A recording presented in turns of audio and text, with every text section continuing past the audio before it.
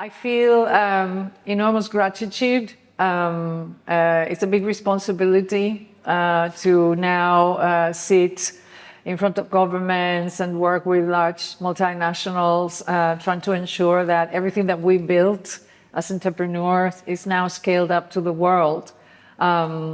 I decided to stay in the UK after I sold my first company and not move to Silicon Valley because I felt that I want to be part of the European ecosystem and mentor other people, because it was thanks to my own mentors that I learned a lot, I got things forward, and that has been a huge element in my life. So it's a mixture of feeling happy, looking back at my career, but also feeling the responsibility and the gratitude to be in this position.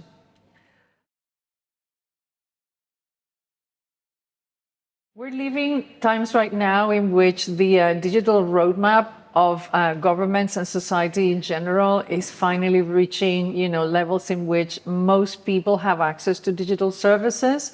But what we need to ensure in the next decade is that everybody has access in as much as they need it. So the concept of digital equity is what we are now working towards, meaning disabled people, people with disabilities, children, young people, elderly that need more support and care and safety will be provided with that.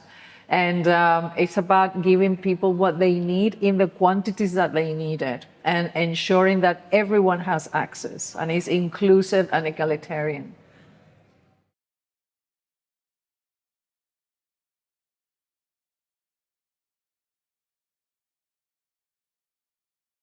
There's a lot of misconceptions when it comes to how people feel that governments are acting, when it comes to, for example, how technology is put in the world. And the reality is that most especially the UK is one of the most active countries at government level in ensuring, for example, data rights, data governance. I think the UK is the leading nation where it comes to data governance. We have a lot of examples because we've been trying to do it for many, many years.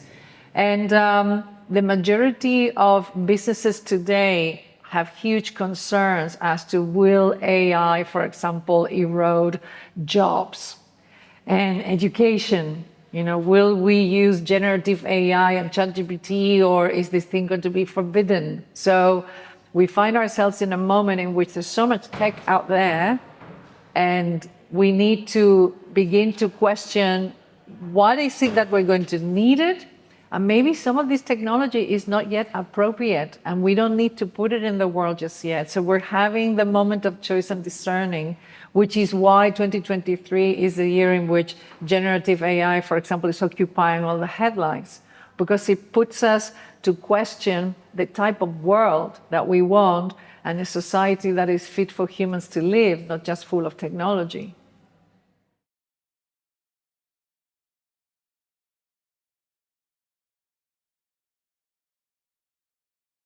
The media is doing a very poor job in helping people understand what is real and what is part of a Hollywood script.